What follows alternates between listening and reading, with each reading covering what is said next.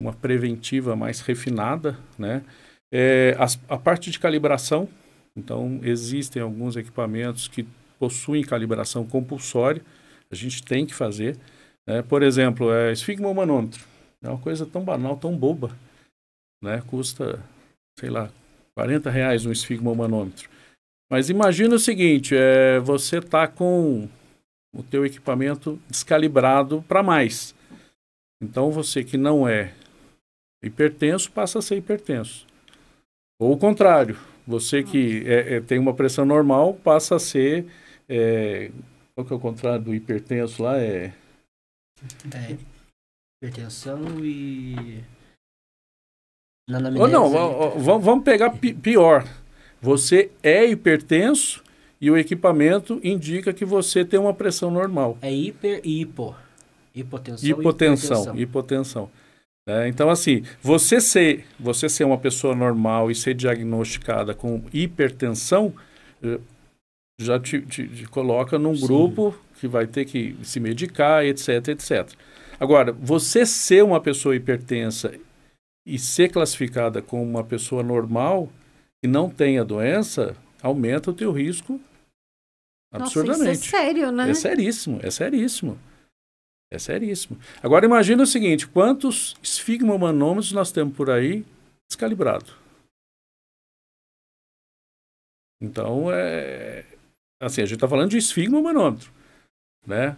Tem termômetros, tem balanças, tem glicosímetros para medir diabetes, e aí vai. Né? Então, assim, a calibração eu acho que é um ponto fundamental para a engenharia clínica. E a percepção que passa na mente das pessoas leigas que é a frescura, né? Sim. Uma perda de tempo. Falo porque com estética também é a mesma coisa. As pessoas olham que é o ambiente que eu estou mais próximo.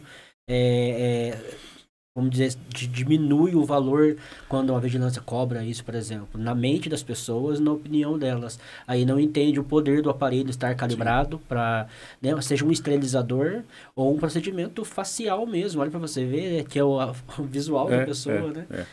Então, assim, calibração não é frescura, né? Não é porque a vigilância quer que tenha um papelzinho, é porque é necessário, né?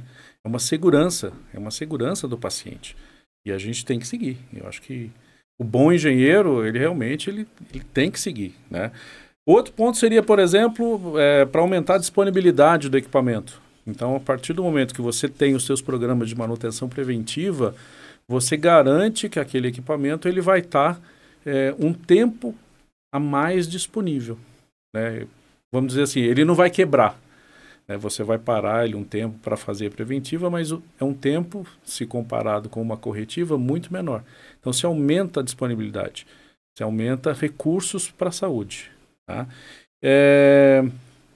E garantir, né, que esse equipamento ele vai estar de acordo com as especificações do fabricante. Porque a gente segue o que o fabricante diz.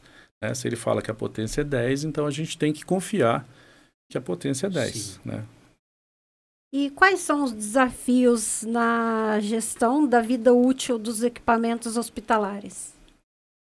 Aqui, eu acho que, assim, como eu falei, a medicina é muito cara. Equipamentos médicos são caros. Né? Então, você tem que ter um controle durante toda a vida útil desse equipamento, principalmente na hora de trocar o equipamento. Porque a gente, dependendo do equipamento, a gente está falando de alguns milhões, né? Uma ressonância magnética, 2 milhões, 3 milhões. Então, assim, não é uma coisa que você chega lá na vendinha da esquina e compra. Tá? Então, eu costumo brincar que assim, o pulo do gato é saber a hora que a gente vai trocar. Né? Os custos de manutenção são altos. Então, hoje, se a gente pegar uma ressonância magnética, eu pago mensalmente em torno de 25 a 30 mil reais para ter uma manutenção preventiva. Porque se ela quebrar, eu vou ter um custo muito maior do que os meus 30 mil reais mensais. Né? Então, esse é um ponto. Outra coisa que a gente tem que levar em consideração, obsolescência de equipamento. Né? Então, assim, o médico tem aquele equipamento que foi o primeiro equipamento do consultório dele, né? É valvulado, mas funciona, que é uma beleza. Mas está obsoleto, né? Uma tecnologia ultrapassada. Então, assim, será que ele não está perdendo dinheiro?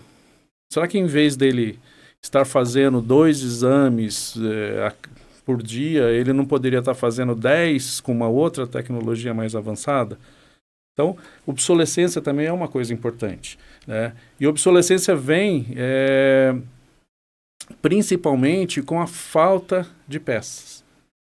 Então, o fabricante descontinuou esse equipamento e ele não se obriga mais, quer dizer, pela legislação, a gente tem um prazo de 5 anos. Então, a partir do momento que eu informo os meus clientes de que o equipamento está descontinuado, eu tenho 5 anos para poder manter um estoque de peças e manter esse equipamento em funcionamento. Depois disso, eu não tenho mais obrigação. Né?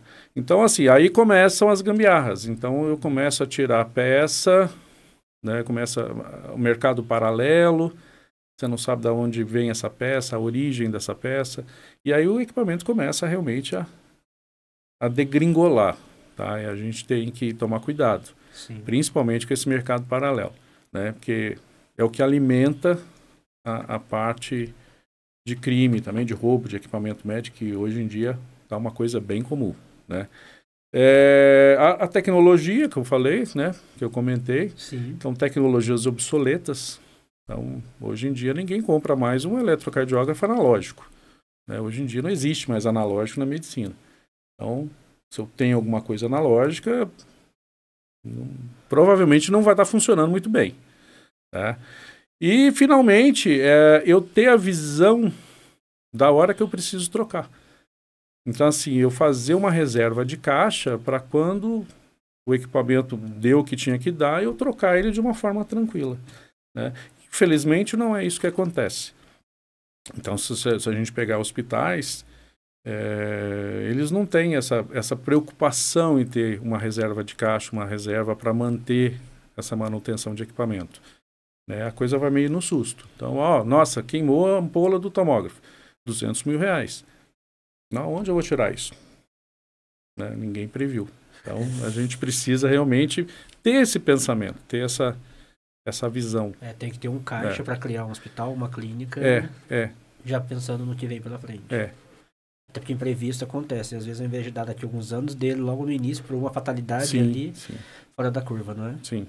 Marco Túlio, como que a engenharia clínica garante a segurança dos pacientes e dos profissionais da saúde? Basicamente, através desses programas que a gente já comentou, né?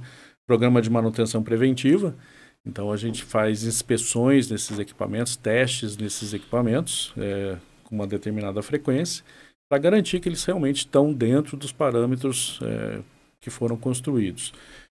O controle de qualidade após as manutenções. Então, a gente tem por praxe, toda vez que fazer uma manutenção, a gente tem testa o equipamento. Né? Nós vamos testar esse equipamento para garantir que ele realmente está dentro dos padrões. As calibrações, né, que tem que ser... Nós temos que colocar isso em dia. Não tem como deixar os equipamentos sem calibração. E os programas de educação continuada. Né? O que seriam esses programas? A gente treinar os usuários desses equipamentos.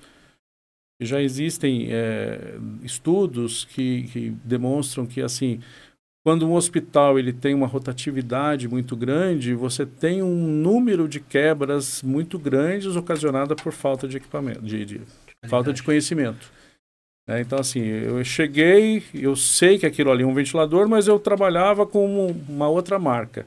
Então, vamos ver se eu começar a mexer nos botõezinhos ali, eu consigo fazer funcionar. E, normalmente, não consegue. Então, assim, a gente tem que treinar. É um treinamento que vai diminuir realmente essa frequência de quebra dos equipamentos dentro de uma instituição. Perfeito. Marco Túlio, vamos falar um pouco agora sobre inovação tecnológica. Quais são as inovações tecnológicas recentes que estão impactando a engenharia clínica? Essas são bastantes, né? Então, por exemplo, a gente pode começar com o IoT. O que é o IoT? A internet das coisas. Então, imagina eu começar